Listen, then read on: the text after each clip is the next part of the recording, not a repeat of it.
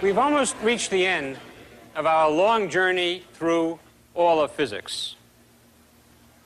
And I must tell you, I have an embarrassing confession to make.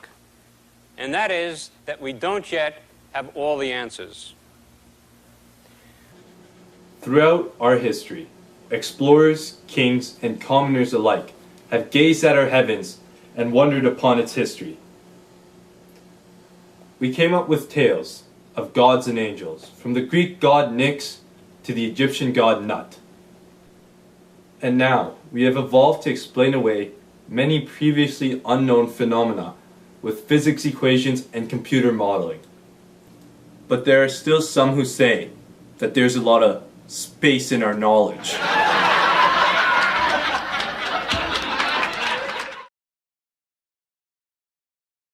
T-minus 10, 9, 8, 7, 6, 5, 4, 3, 2, 1. Takeoff.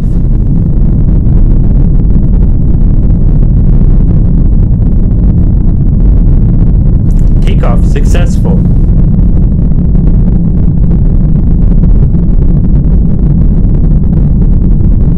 Thrust is generated by the propulsion system of the aircraft. Upwards acceleration depends on the exit velocity of the gas and the mass flow rate of the fuel. This is due to Newton's third law of motion.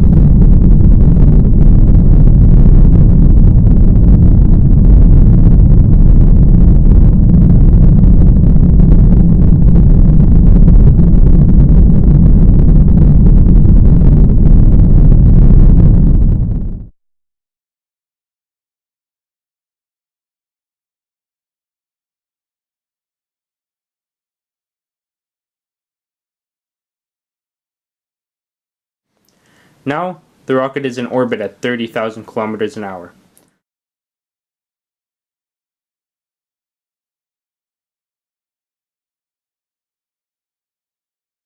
The rocket is reignited, and the rocket goes out of orbit.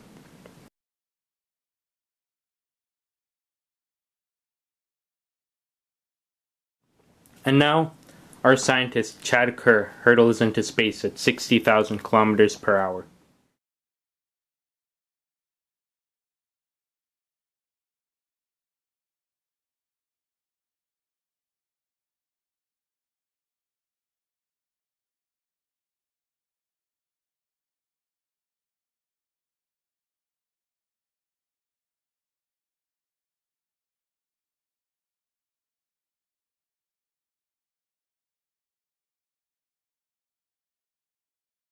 Oh, look, that right there is a nebula.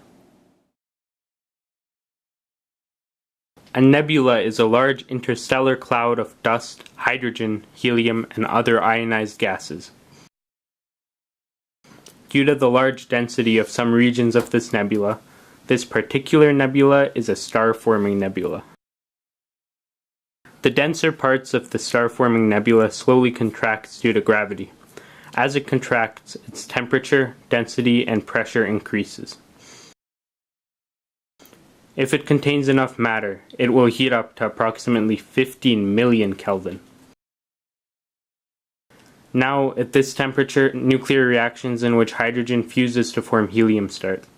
This is called the main sequence of a star, which is the longest step for the star. It will remain in its main sequence until all of its hydrogen is used up.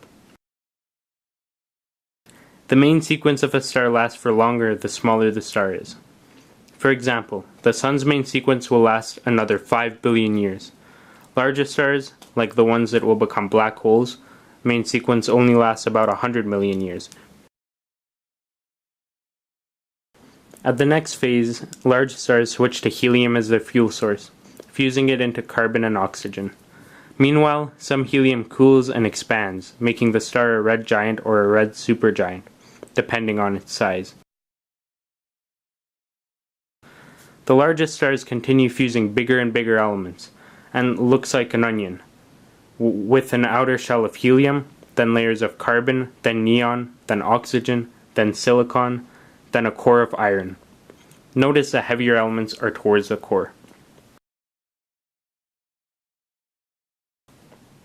The iron core is resistant to further fusing, so the red supergiant runs out of fuel.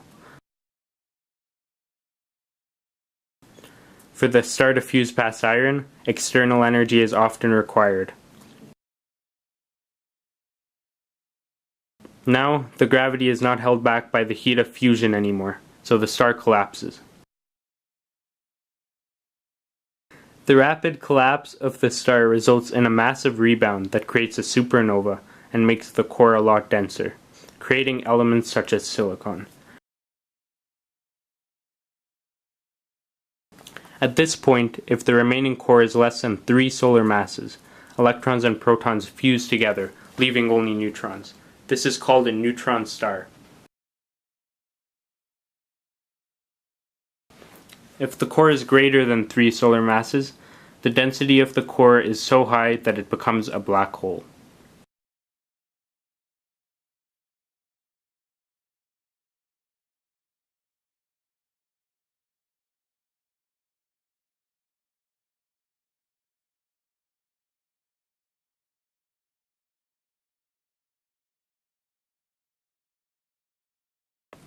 Part 3. Black holes. A black hole is an object that has an escape velocity that is greater than the speed of light, so not even light can escape it once it passes the event horizon of the black hole. At the center of the black hole lies the singularity, which is an infinitely dense geometric point.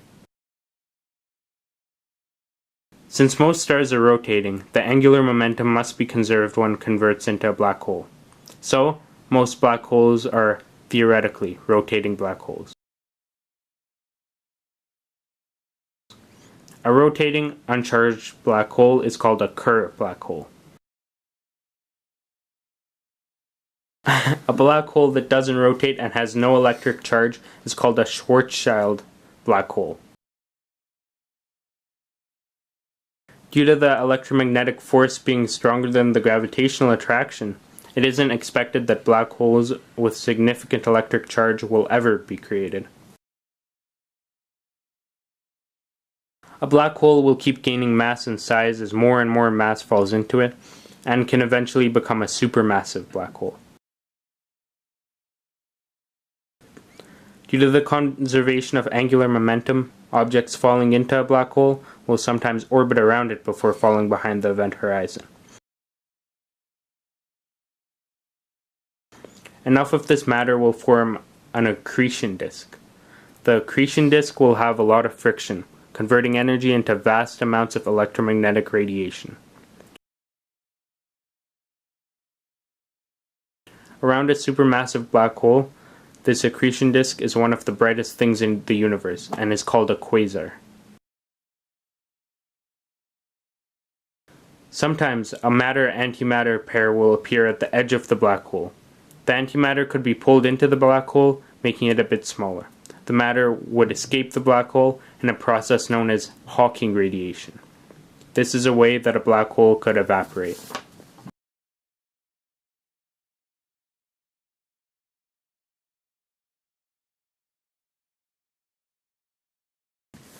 As our scientist, Chad Kerr, is ready to embark on a journey back home after seeing the formation of a black hole after millions of years, he is hit by an asteroid.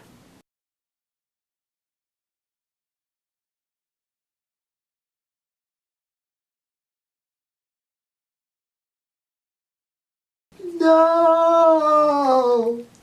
He plummets past the event horizon of the black hole.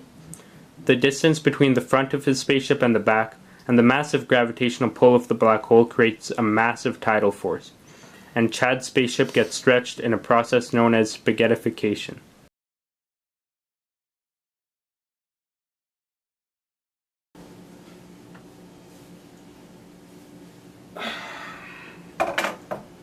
With the knowledge we have learned today, all of you stars are a little bit brighter. But just don't get too bright, or you might just turn into a black hole.